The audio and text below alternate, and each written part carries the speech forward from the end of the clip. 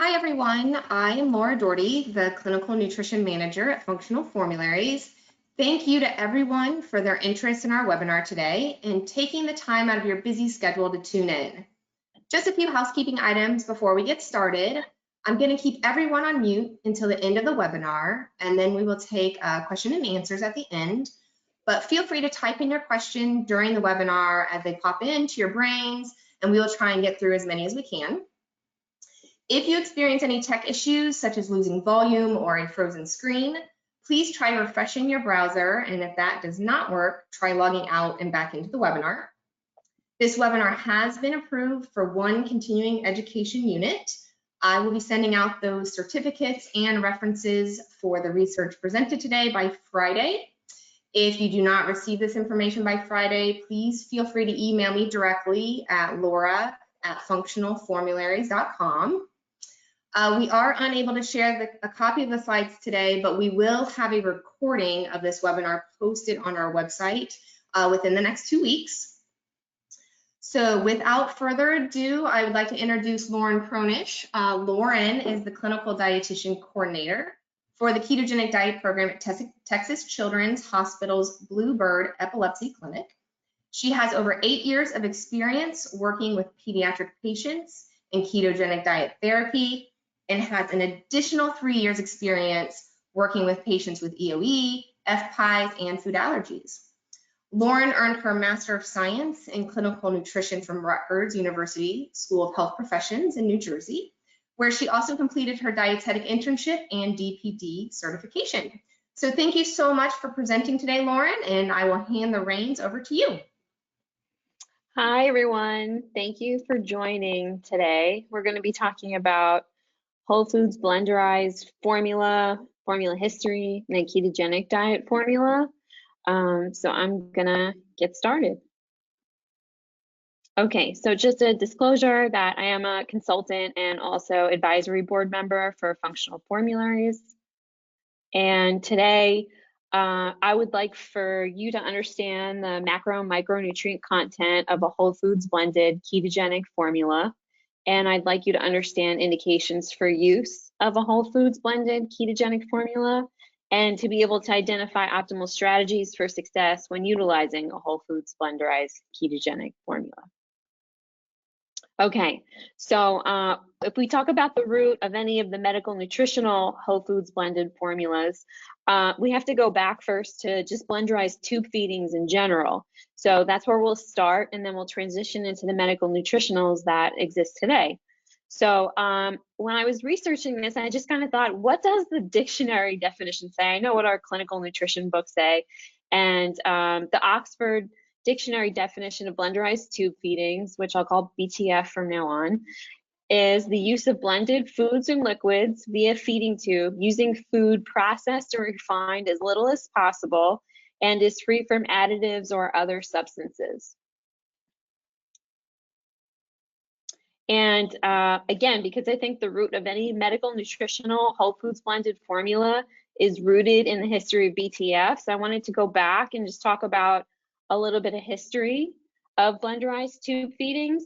So this information is from a really interesting paper by Bobo et al. In Nutrition Clinical Practice about the history of tube feedings, and there's several other really interesting references in that paper as well. But just to break it down to what's most applicable to us today, in 1950 started the development of commercial formulas, though there have existed some form of formulas either being given rectally or through a tube all the way back to 3,500 years ago, discussed on papyrus in Egyptian and Greece history.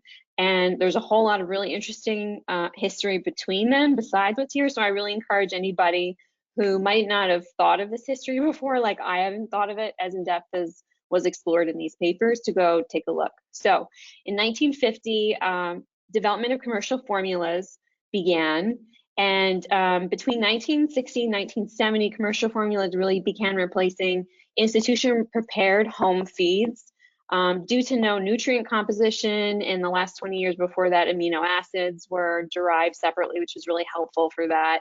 And due to ease of use and reduced microbial contamination, especially in the inpatient population, which is often immune compromised due to infection or whatever they were admitted for. Another little interesting factoid is that some of these were tested PO in NASA. Because of the low residue formulas, it was known that pretty much if the astronauts had it by mouth, that their fecal residue afterwards would be low, which would be helpful to reducing the waste in space. But because they disliked the taste of it, it wasn't really ever used. Okay, so moving on from that interesting little factoid. Beginning in the 1990s and early 2000s, specialty commercial formulas entered the market for various disease states. So there was a whole lot of research done between the 60s and the 90s about specific nutrition for disease states, post-surgical, and specific nutrients that would be of value for different specific disease states, which led us to what we have today for our keto formulas and for other specialized uses. And also all of the wonderful food protein allergy formulas that we have now. And increased interest in the request for BTF, as well as development of commercially available blenderized products, continues. And it's interesting if you think about how hospitals started with making all of these homemade blends, and now it's kind of a return to using more whole foods versus some of what happened in the interim. Okay, so of the blenderized diet options with BTF, we have whole foods, which is an advantage in that it has a large amount of diet variety and individualization potential based on whoever that person is. However, it is the most time consuming, requires a specialized blender, and is also cost prohibitive for some people. We'll get into that a little bit more. An in-between option is the use of baby foods, so commercial baby foods, tubs, pouches, that doesn't require specialized blender to make sure it has that high centrifuge speed to blend it up enough to go through a tube. However, it does involve frequent adjustments due to product changes. You may or may not know that any baby food and other food, they don't have to tell you. They don't have to tell the public when they make label changes or product changes that result in nutrition fact label changes. They just do it. So that requires frequent checking in and monitoring to make sure the appropriateness of the recipe is still there. And then we have commercially blended formulas, which are easy to use, can be altered for different ratios for our case. However, if there isn't any insurance coverage or access, it's very expensive out of pocket and often not available in the retail environment. Okay, so now I wanted to delve into some of the research about blenderized tube feedings, because that really serves as the basis for our use of a medical nutritional product, blenderized tube feed. So first, I just found it interesting that in a 2017 Oli Foundation member survey, they found that more adult patients were requesting and using blenderized tube feed. So this was a popularity study just taken by FAL. And so they found that 66% of 91 sampled adult patients were using some form of blenderized tube feeds, and that of pediatric patients, 89% were of those surveyed. And now to go a little bit more specifically into the research, Pentioc et al. Did an uncontrolled trial of patients aged 9 months to 10 years. And they found that all of these patients who had had fundoplication surgery and eosinophilic fundoplication surgery and were switched to a pureed diet, a little bit over half of them, 52% of them, had a 76% or greater improvement in gagging, retching, and emesis. And just to give a little background on that, patients who have fundoplication surgery often suffer from gagging, retching, and sometimes emesis soon after surgery that may or may not improve over time. And so that's why that's particularly important symptom to monitor post-fundoplication patients.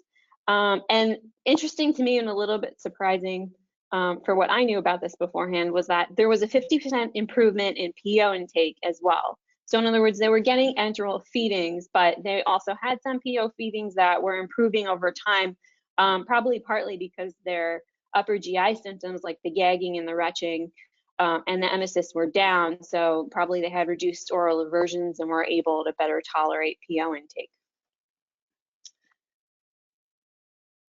Okay, and for a more recent study, this is also in pediatric patients, 2020 Batsis et al. Johns Hopkins retrospective study. The median age of patients was 22 months, and the average duration of the Blenderized tube feeding diet was 17 months, and it was about half male, half female. Large number of underlying diagnoses included neurological, impairments that resulted in developmental delays, and some pulmonary and GI diagnoses as well. And over half of these patients had fundoplication surgery as well. And just about half had emesis, if not also aspiration pneumonia, a chronic cough, gagging, and retching. And to continue on to the results of the Batsis et al. Study, prior to Blenderized tube feeding, these patients were on medical nutritional products that were either cow's milk based, hydrolyzed cow's milk based, or amino acid formulas. And compared to before they started the Blenderized tube feeding, after they had a 95% improvement in their upper GI symptoms. But interestingly, also 20% of them had new constipation that they didn't have before, that was treated with increased water intake and Miralax. And that's probably because the increased viscosity of the Blenderized feeding product required some more water for them to be able to absorb the fluids that they needed. And I just wanted to point out, because some of the things I was thinking about when I was reading this study is, well, how did they pick the patients, and was it by parent request? And in this study, patients were switched by parent request in their outpatient clinic between 2014 to 2017, and they were fed in a variety of ways, whether over pump, syringe, and it varied from, just 15 to 30 minutes for the total feeding if they were fed via syringe, or some of them were even on continuous feedings. And these patients were followed for 12 months minimum, and they were seen every 3 months. Every patient was seen at least twice. They monitored their symptoms, and they also evaluated their growth over time, which you can read more about if you want in the full study. And it was considered a Blenderized tube feeding if at least 25%, mistaken note. Okay, it was some of their Blenderized tube feedings often included at least 25% of a basis in medical nutritional formulas, and then the remainder from whole foods Blenderized.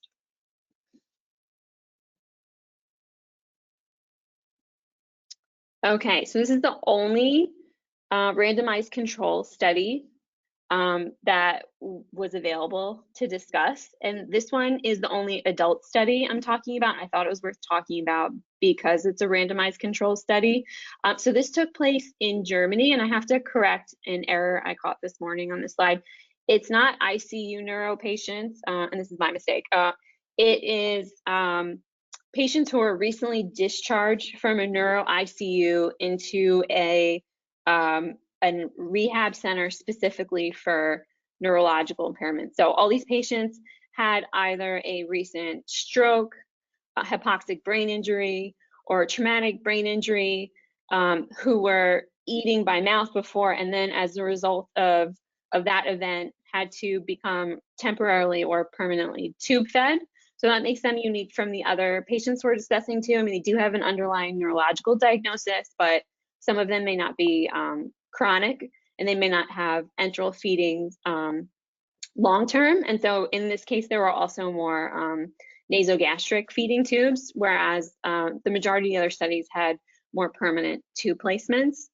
But the main findings from this 2019 study of 59 patients where they were fed enterally for at least 30 days, they had a 60% reduction in diarrhea compared to before and compared to the patients who were in the control group. And that is important because this group is frequently getting antibiotics that wipe out their gut microflora due to the infections that they're treating as a result of surgeries that they've had or comorbidities they get while they're hospitalized. So that's why that is important for this. So it was 3 different centers between 2012 and 2015. And the main reason that any of these patients dropped out was because their PO intake improved to the point where they didn't need an enteral tube anymore. Okay. Moving on to this really good Ron et al. Blenderized tube feeding study. So this one's out of Boston Children's Hospital and was a prospective cohort study of children ages 1 to 18 years of age who were on blenderized tube feeding diet for at least a year. And this was, participants were sourced from complex care, but it took place in their GI clinic. So in other words, all of these kids had multiple comorbidities. I think it was over 50% were a neurological disorder underlying. Some also had pulmonary diseases, cardiac diseases, some were growing preemies. There was a big mix of children with complex issues. And this was interesting because they also compared 42 children who were on blenderized tube feedings and 28 children who were on conventional formulas. But then also they did this subset analysis that I really encourage everyone to go read because I found it fascinating, where they were able to take a subgroup of patients and compare how their symptoms were when they were on commercial medical nutritional formulas to when they were on blenderized tube feeding. So that's really powerful because you're comparing the same patients in 2 different states. So that's really interesting. And this was the patients were observed between January 27th and October 2018. And as a result of blenderized tube feeding, that group had a 43% reduction in their ER visits, a 53% reduction in their hospital admissions, 67% reduction in respiratory related admissions, and they reported a greater satisfaction and better quality of life. What I also thought was interesting, this was measured in 3 different ways. So on this scale, we talk about lower scores and on the pediatric quality of life in inventory GI symptom scale, but they also measured a Likert scale and they measured a GERD specific quality of life scale and then a separate pediatric quality of life scale. And they all found significant improvements with the blenderized tube feeding group. And so they were able to conclude that blenderized diets are associated with decreased healthcare use, improved symptom scores, and increased patient satisfaction compared with the medical nutritional formulas. Also, interestingly, they discussed in the discussion part of this paper, why are these patients doing better on this formula? And there was some good discussion with research that showed that perhaps the increased viscosity of the blenderized tube feedings decreased the risk for aspiration pneumonia because it was thicker. It improved the biodiversity and perhaps also slowed down the gastromotility because they were slower absorbed carbohydrate sources like legumes. And because of that, they also stipulated that it improved the microbiome, which I didn't have time to go into here, but I think is a really interesting area of research that can be related to blenderized tube feeds too. Okay, so I'm sure you're all wondering, okay, we're talking about blenderized tube feeds, but you're here to talk about a keto formula and designing blenderized keto formulas. And the truth is there's just not a lot of research on it. For anybody who's on the keto dietitians listserv, we talk about it and we all talk with each other, but the truth is we need good research about this. And as you can see from the dates of some of the studies just on regular blenderized tube feeding, it's still a hot area that's still being fully sussed out in better quality research. And so we need the same for ketogenic diet, blenderized tube feeds, medical nutritional formulas, and homemade. So it's just kind of a call to action. If anybody's interested in this, it's definitely something that we need. Okay, so kind of a summary of all of the research that we just took a look at of the pros and cons of blenderized tube feeds. So advantages are that it's highly customizable based on the individual patient and their micronutrient needs. think I did forget to add all the studies that we discussed. They did customize micronutrients. And I also didn't really have time to get into how they measured caloric intake, but because they were closely measuring growth like most of us do in our clinics, then it wasn't as much of an issue. Okay, so advantages are also potential better absorption of nutrients, high nutrient variety, less artificial substances and additives, improved feeding tolerance, including decreased upper GI symptoms, and perhaps also lower GI symptoms, which I didn't have much of a chance to talk about, but it was anecdotally discussed in a lot of the PEED studies that I mentioned.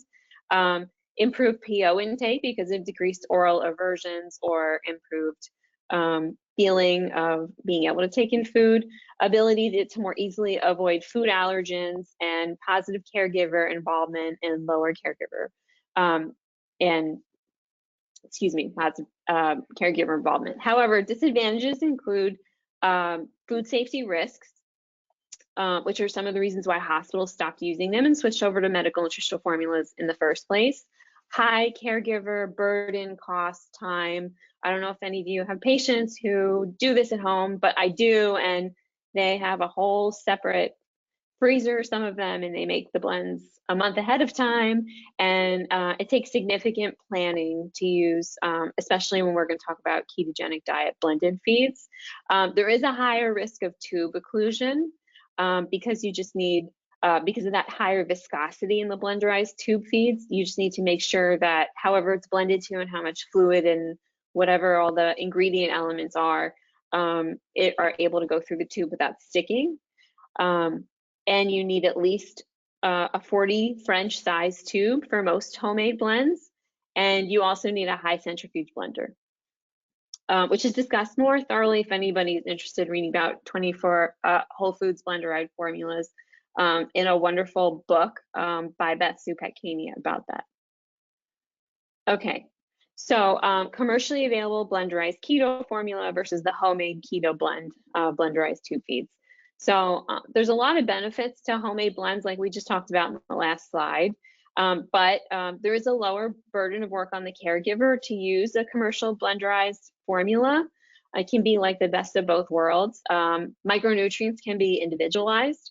It doesn't require that high centrifuge blender. It's a lower cost to the family if it is covered by insurance, and it meets all those food safety requirements, and it's made in an FDA, USDA registered facility, just like any other medical nutritional formula. Okay, so who would be a good candidate for putting somebody on that medical nutritional blenderized keto formula? So in this case, it would be a patient who has at least an 8 French tube. So this is a little bit more patients who would be eligible for that as compared to the 14 French required for Whole Foods blended at home. Maybe patients who are right now on Whole Foods blended formulas looking to start keto might be interested in a medical nutritional blenderized keto, or patients who are already doing homemade blends looking for a lower burden of care, simpler day-to-day planning. Maybe patients who are on the fence about a homemade blend might try that first, or they might just stick with that. Patients who currently use medical nutritional formula together with something like that middle of the road baby food pouches that they add to their enteral feedings, and perhaps patients who are on a polymeric or hydrolyzed whey ketogenic formula who are still having GI issues like slow gastric motility, constipation, that just doesn't seem to get better even with all of the things that you have at your hand to treat it. Okay, so to talk about what the macronutrient sources are in this commercially available blenderized keto formula, functional formula's fat source is EVOO, extra virgin olive oil, coconut, MCT oil, flax oil, which is an omega-3 source and can also be helpful for constipation, almond butter, compared to many others that have high oleic sunflower oil, canola oil, refined vegetable oil, or soy oil. So some of those choices are preferable for some. And the protein source is a complete protein, which is made up of hydrolyzed pea protein, which makes it, is part of why it's a peptide formula. The almond butter part is not, and then whole grains together makes it a complete protein. And the carbohydrate source doesn't contain any added sugar, cornstarch, or sugar substitutes. And also the fiber source is acacia fiber, which is a soluble fiber. And then also some coconut and lemon peel, as compared to many others whose fiber source is inulin, which is an insoluble fiber, cellulose shell, microcrystalline, and soy fiber. And it has an omega 3 to 6 ratio of 1.4 to 1, for those who want to know. Okay, so if you're taking a medical nutritional keto blended formula, often you're going to have to tailor the ratio. So how do you do it? So you take what you have, and this particular product is a 2.43 to 1 ketogenic diet ratio on its own, and then you have to customize it up in Keto Diet Calculator.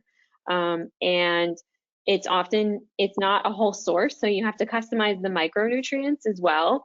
And so just in one pouch, it contains 227 grams, about 8 ounces, but the grams is more accurate, and 610 calories per pouch that contains 56 grams of fat, 15 grams of carbs, but 5 grams net carbs when you count for the fiber, 10 grams of fiber, 18 grams of protein, and 25% of the calories come from MCT and 58% free water.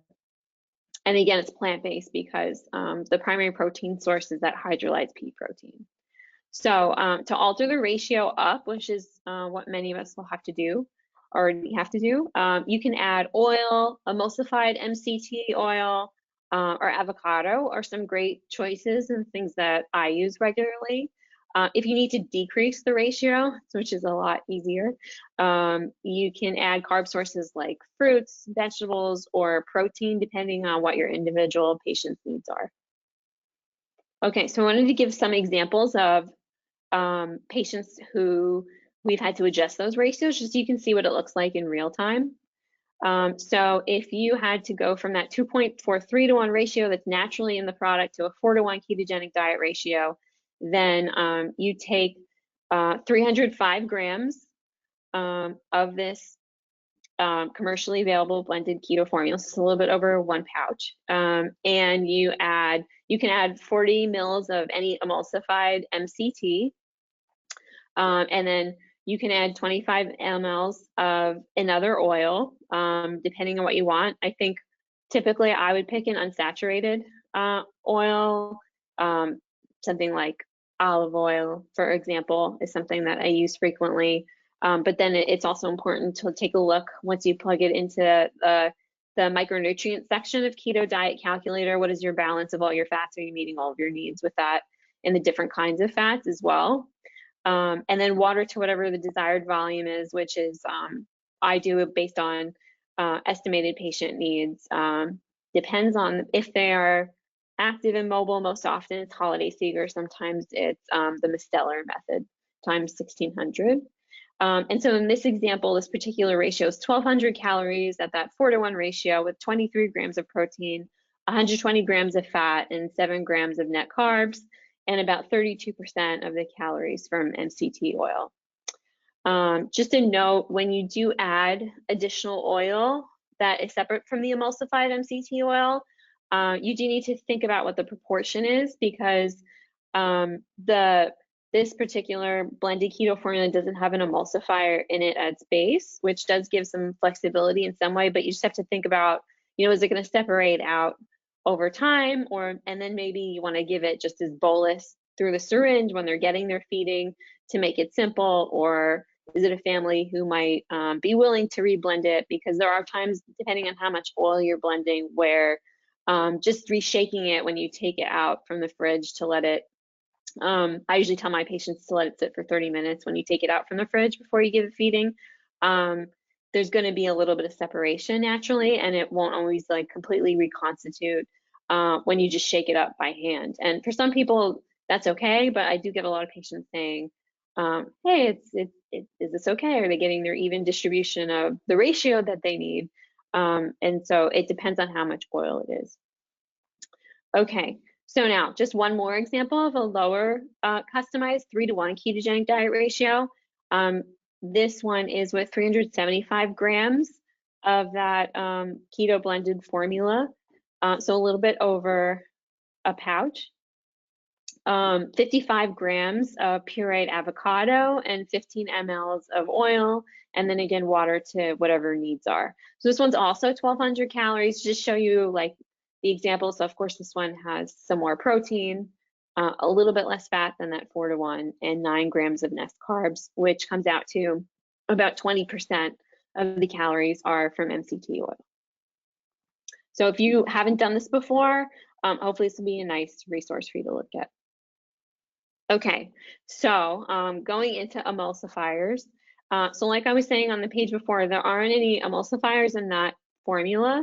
So if you do need to add oil to a ketogenic blenderized medical nutritional formula, you may have to consider adding an emulsifier separate from emulsified MCT oil to help the ingredients stay in solution if it's a family for whom maybe they're lower literacy level and they don't want to do those separate boluses, or just for ease of preparation, they want to just be able to make one 24-hour formula and be done for the day with having to measure stuff out. So if you have a family like that, a general rule of thumb, it depends on what kind of emulsifier you're using. So a common one that I use a lot is sunflower lecithin powder, but liquid works well too. There's many available options. And so a general rule of thumb is if you're using the liquid, you use 1/3 of the dose of the oil. And if you're using the powder, you use 2/3 of the dose of the oil. And so in other words, you take the amount of the oil separate, and if you think of that example I just showed you, that recipe, separate from the emulsified MCT oil, because that's taking, the emulsifier is built into that, so it's taking care of there. It's not going to separate out, but it's just not going to also emulsify this additional oil we're adding to it. And so you just do the math on that, for example, 15 mLs of olive oil to figure out how much lecithin you need. And it is important to get this math right, because if you were to add too much, you would clog up the tube. And if you don't add enough, it's going to separate out, which is the whole purpose that you're trying to prevent by adding the emulsifier. Just also a little practice pearl. I find using warm water for this is helpful with lowering the risk of that precipitating and just helping the product, particularly with the powder, mix up evenly with the rest of the ingredients for the formula. And then also another nice little note, sunflower lecithin adds fat and calories, but it also is a good choline source, which can be helpful for some of our patients who might have high LFTs or other issues. Okay. Consider providing any additional oil to raise the ratio via syringe, kind of like I was talking about, almost like you do with meds. You give the oil. And so if you're going to do that, then it's good to give it around the same time as the feeding, depending on what kind of tubing if they've got the Y type of tubing, you can give it at the same time, you can give it right after. So this way it's not the oil by itself in their stomachs. Unless you need it to be that because they're on an unavoidable carbohydrate medication, for example. And just keep in mind that, like I was talking about with the warm water, emulsifiers thicken formula and might make the formula harder to be administered via pump. That can also sometimes happen with emulsified MCT when you're adding it to raise the ratio, but I'll talk a little bit more about that with some practice advice in a minute. Okay, so now I just wanted to give an example about that math with the emulsifier that you can take a look at and get used to doing if this is your first time doing this. So just as an example, if you take 1 pouch or 227 grams of that commercially available blenderized keto formula, 20 mLs of olive oil, and then an additional 480 mLs with water, that would make a 3.4-to-1 ratio. And about 740 mils of total volumes, it's 775 calories. So you give that to the family, but the family is reporting separation of the oil out from the rest of the formula. And so this is when you would consider adding an emulsifier. So as an example here, 5 mLs of sunflower lecithin powder, doing that math at 1/3 of the oil amount. So 1/3 times 20 mLs plus the rest of the recipe that you had. should cause that oil to then be able to hold evenly with the rest of the formula.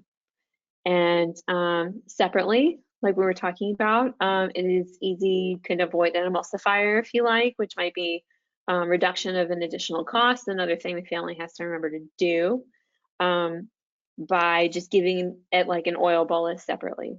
Or you can do it even with a water flush feeding if you want to.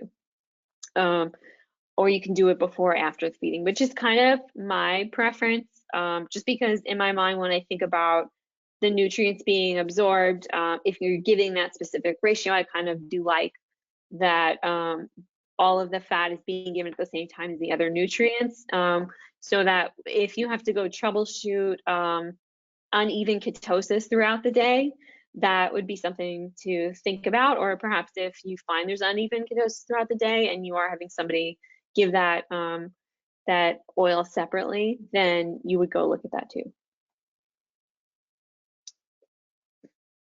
Okay, so now I just wanted to give some more examples of tailoring blenderized tube feeds with blenderized medical nutritional formulas. So we have some patients who are on as low as a 1-to-1 enteral ratio just because that's what they tolerated. Younger children, sometimes they still have great ketosis on a 1-to-1 ratio. And so as an example, 320 grams of that commercially medical nutritional blenderized formula, and then 80 grams of a 10% fruit and a group B vegetable, 80 grams. I'm just going to give a little bit of context in case somebody is new to keto or is just joining this without keto experience. Those terms, the 10% fruit and the group B vegetable, are categories in Keto Diet Calculator, which correspond to a group of fruits with a particular carb density, so that it provides the ability for variety to provide one type of 10% fruit one day and a different one another day. Same thing with the vegetables, just different category. And then 100 grams of chickpeas and 75 grams of lean meat, add water to needs. And in this example, about 17% of calories are from MCT, and there's 37 grams of net carbs. You're getting some great viscosity from those chickpeas. And an example of a 2-to-1 ketogenic diet ratio would be 445 grams of that commercially available formula, 50 grams of the 10% fruit, 50 grams of the group B, add vegetables to desired volume. And it's just showing at the same calorie amount, like how much variety you can have. And you can tailor ratios even between these even numbers. And you can target specific nutrients if you want to, like for example, meat is a good source of carnitine, and if you're trying to increase the patient's free carnitine with whole food sources, that might be something you think about. And most times when I'm doing this, we are adding micronutrient supplements like calcium as needed to meet DRI. We're starting to debate now whether it should be 50 to 100% of DRI for calcium, but so you could think of doing something like fortified almond milk to provide a calcium source, unsweetened, of course, and so on. So just showing you examples of how with keto you can tailor things with the whole foods too if you want to. And if you don't have Keto Diet Calculator, I think pretty much most keto dietitians in the US do, but some other free resources like chronometers, free functions are really good for helping to figure out some of those things too. So just to show you an example right from that micronutrient section of Keto Diet Calculator, you do have to fill in the gap. So this is just to remember that this blenderized medical nutritional formula is not meant to be sole source, and that's partly so that it can work for a variety of age groups without going above the tolerable upper limit for micronutrients. So often that means you have to go back and tailor. And this is how I do it here too. And so these are just some examples of some things that have been added. Just 2 different multivitamins that were added that I unfortunately couldn't give specifics on due to my guidelines for this presentation. But just a reminder to go tailor for whatever you want, whether it's using the whole foods in which case you would also have to use something like chronometer, because as great as Keto Diet Calculator is, they're just, if you wanted to, calculate what percent are you meeting with DRI, you're gonna have to go back and do the math yourself back, together with what else you're using that can be plugged into the micronutrient section of Keto Diet Calculator. And so usually you can meet needs this way. And actually what we're finding more is you may, if it's a social source, you do want to meet needs, but it's starting to get a little bit more complicated about when perhaps you maybe should go to 50% DRI, but certainly that. And then also we often have to add things like a potassium chloride or iodized salt to meet some of those electrolyte needs as well. Okay, so just for people who are newer at this, or even if you're not, just some nutrients of concern or target nutrients that are helpful for ketogenic diet patients. Like I mentioned briefly, the carnitine is naturally high in meats, and food-based carnitine is a little bit more bioavailable than the way it is in some of the multivitamins. So if you want to increase through food, that's an option. Calcium and vitamin D, like that unsweetened almond milk example, fortified unsweetened nut milks can be a good source of that as long as they are fortified with calcium. The majority of them are these days. They weren't always like that, and some of them still aren't. So just make sure you check if that's what you're interested in. Or low carb yogurts, you can do things like in unsweetened kefir, or even a little bit of unsweetened plain yogurt. Zinc in nuts and seeds, like in that almond butter that's in this medical nutritional product. And then magnesium, which is helpful because many of our ketogenic diet patients, like 90% of 9, I would say, either had new constipation when they started keto, or their constipation that existed before became worse on keto. So magnesium can help with that and is naturally available in pumpkin seeds, almonds, and spinach. Folate for meeting needs in leafy greens and nuts and seeds, and then phosphorus in low carb dairy, nuts and seeds, and veggies like asparagus, broccoli, beets, and celery. Okay, so now some more of the practical tips. So keto functional formularies approved hang time is 12 hours, and it's approved for 8 French size and above enteral tubing. If you're using a pump, it is recommended that when you take if it's a 24-hour feed back out from the fridge before using it, besides letting it warm up a little bit to room temperature, reblend it for 30 to 45 seconds. Best would be a hand blender because you lose less nutrients by switching containers when you do that, and it'll be less caregiver burden to have another container to clean as well. It is recommended to use, especially an infinity pump or a Joey Kangaroo. Most of my patients are using the infinity pump. I know some of our NICU patients use the Joey Kangaroo, but the majority of my patients are using that infinity pump. Priming, just a reminder to prime with water. We have issues with that. Sometimes here they're supposed to prime with water always, but they don't always. Inpatient, and you might need to prime a little bit longer by using that manual priming button. Just thinking of this higher viscosity formula. It is best with a bolus type extension set, and we're going to get into a case a little bit where I talk a little bit more about this, and use the feed and flush system if you are able to. Okay, so because all of our patients, even if they have pumps, they have gravity bag backups for things like here in Houston, hurricane events, or perhaps they're using them anyway. So the large bore gravity bags are best, and it's best to ensure that the clamp on the boring tube is fully open so that all the nutrients can get through okay, and squeeze it once it's in the bag to help the flow start through the tubing. Syringe is even better, but it depends on your patient if they can tolerate that or not. Just use the plunger, but do it slowly, if possible, over 20 to 45 minutes for better GI tolerance. Some patients will tolerate it right away fine. We have people who do that, but generally it's better for absorption. Okay, so just some of our basic prep and storage tips. Shaker needed 15 to 30 seconds before opening because it is a high-fat blenderized formula. Make sure that you add warm or room temperature water, don't add cold water because it can make some of the nutrients congeal a little bit. The pouch is good for 48 hours once it's opened, as long as it's stored in at least a 40-degree Fahrenheit fridge and kept in an airtight container. So that's unlike some of the other medical nutritionals that we often work with. Some separation is normal because the formula itself has no emulsifier in it when the hang time is over 60 minutes.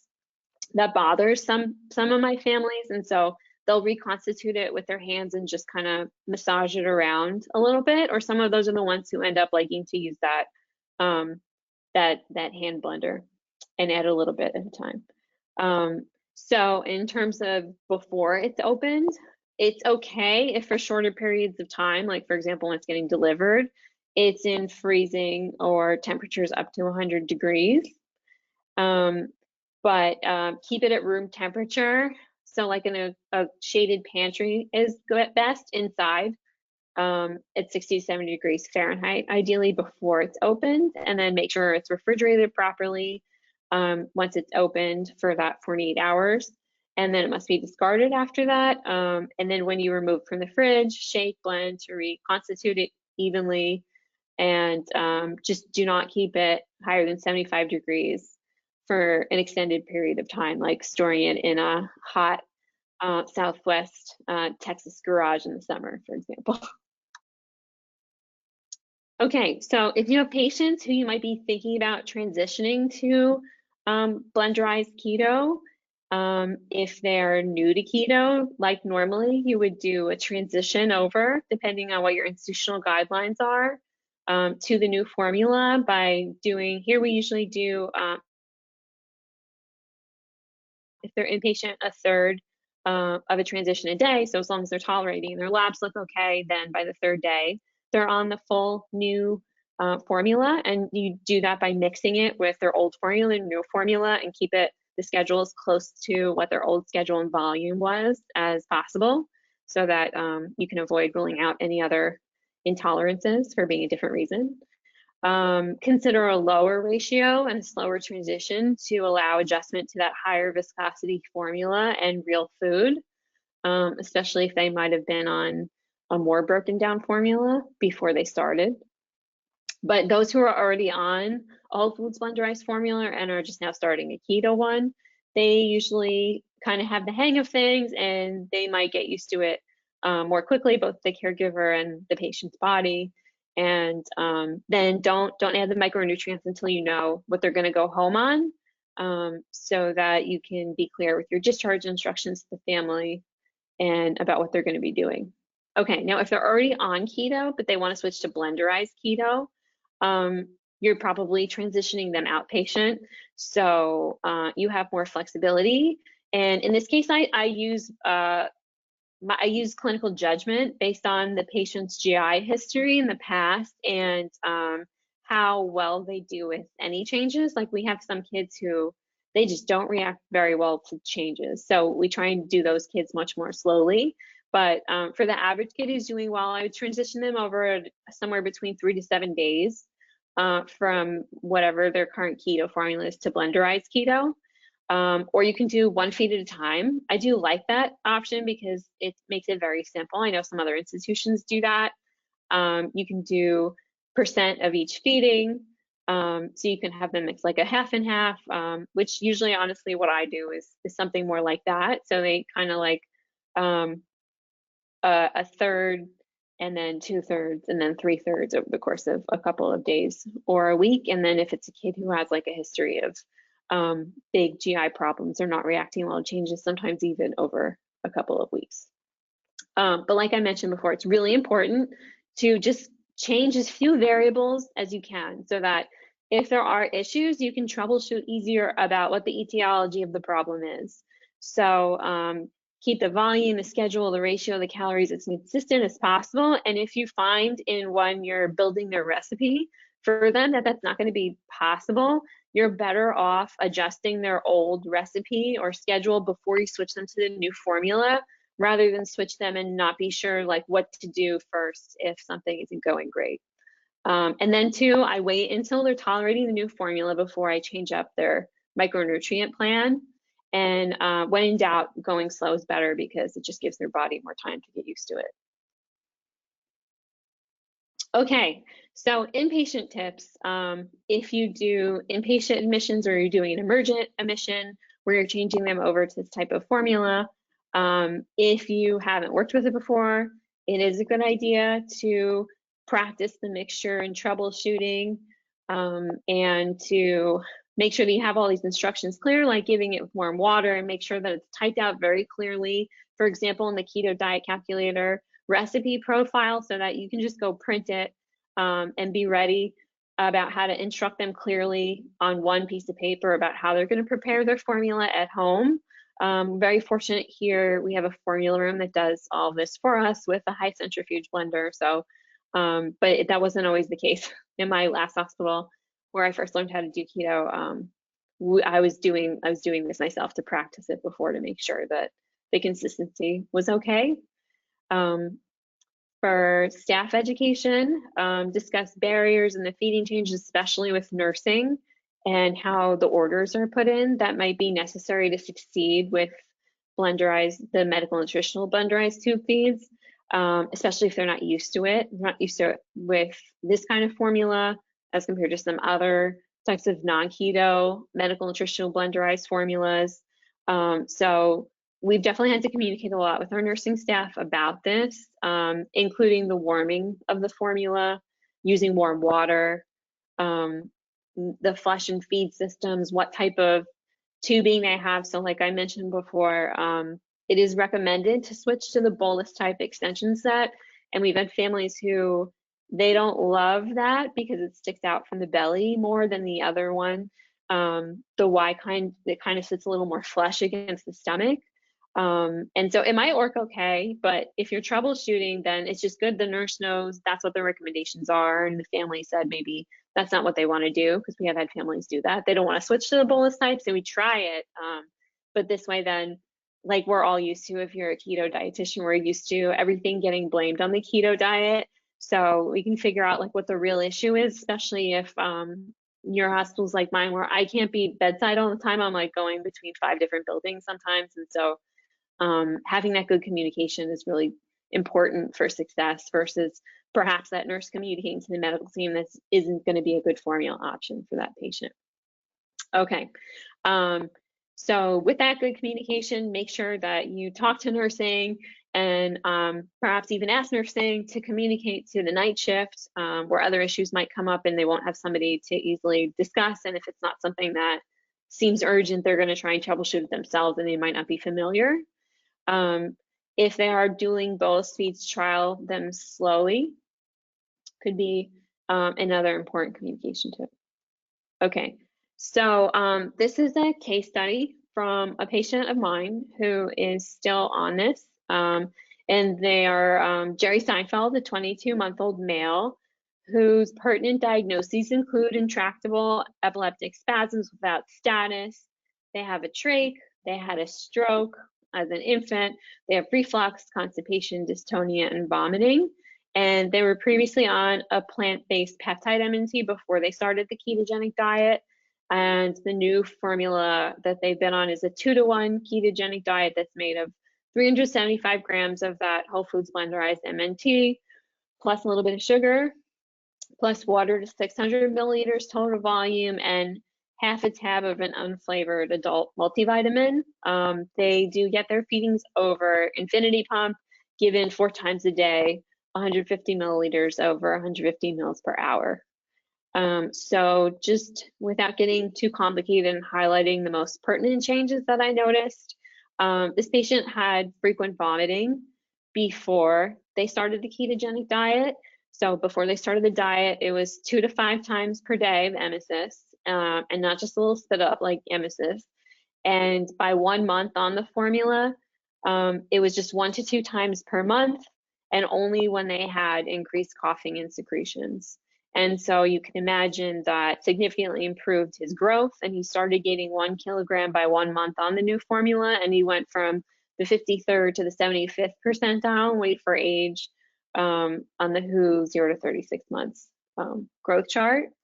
There were some challenges. This was a patient whose mom really didn't want to switch to that bolus type extension set, and so while they were starting the diet inpatient, we allowed them to continue to use the Y type, but then we weren't able to fix some of those clogging issues even with using warm water flushes, and so we eventually switched to the bolus type extension set, and there have been any issues since then. Okay, so some other just take-home tips for the dietitian side. It is really better to weigh this formula in grams rather than liquid volume, even though each pouch does have approximately 8 ounces. With everything in keto just being so precise down to the tenths of a gram, I think it's just better to weigh it in grams.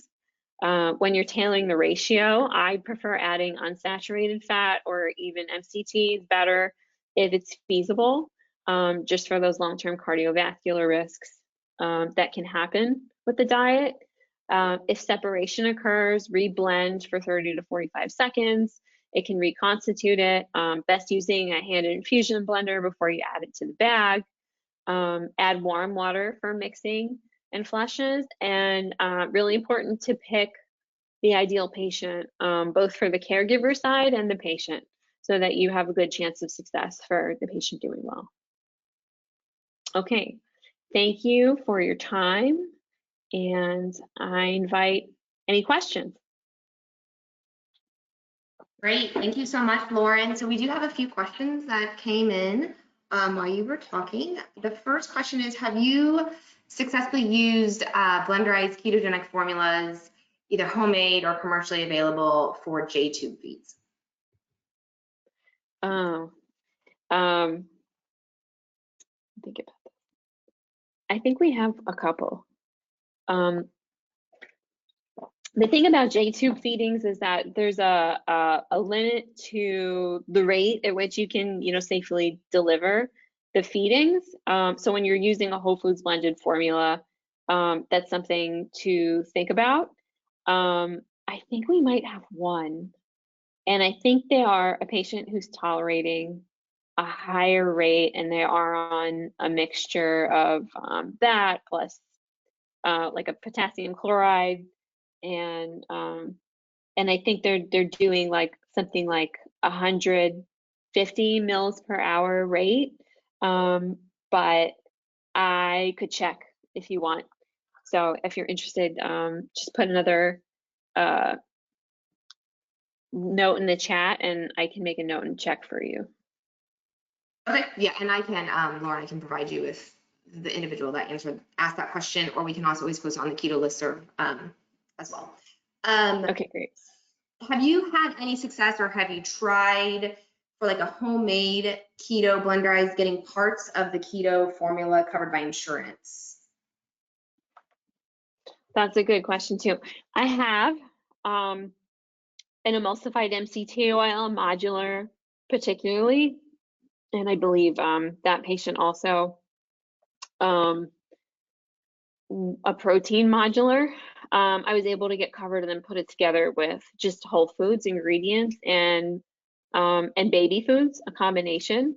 I find a note on insurance. There's some really good resources on the Functional Formularies website about help with insurance, and insurance coverage is really state specific. So Texas is a more generous coverage state in pediatrics anyway, and so I have had some success there, and then I've had more trouble getting modulars like that covered in neighboring states, including Oklahoma and Louisiana are a couple.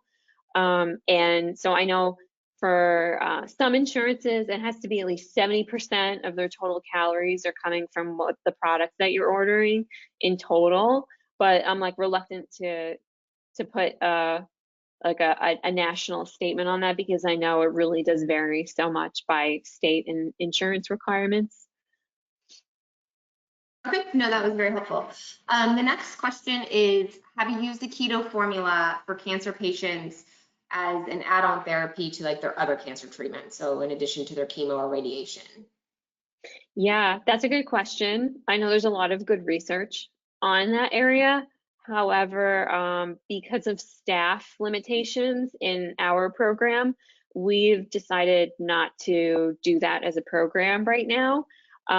We are open to it in the future, but we kind of decided as a team if we were going to do that, we wanted a neuro-oncologist overlooking everything. So there'd be like one command of the kingdom, I guess you would say. But I know that there are other centers that are doing it, and we have on occasion had a patient who was already on the ketogenic diet and had cancer and was admitted to our facility. And in that case, we were taking care of them while they were here for that and just continuing what their home formula was. Great. And I know there is a team out in California that does keto for cancer quite a bit, so I can try and get you in touch with that team as well, to the individual who answered that question. So I want to be cognizant of everyone's time, and I know there are a few other questions, but I will try and reach out to those individuals that did not get their questions answered while we were live and get those questions answered for you.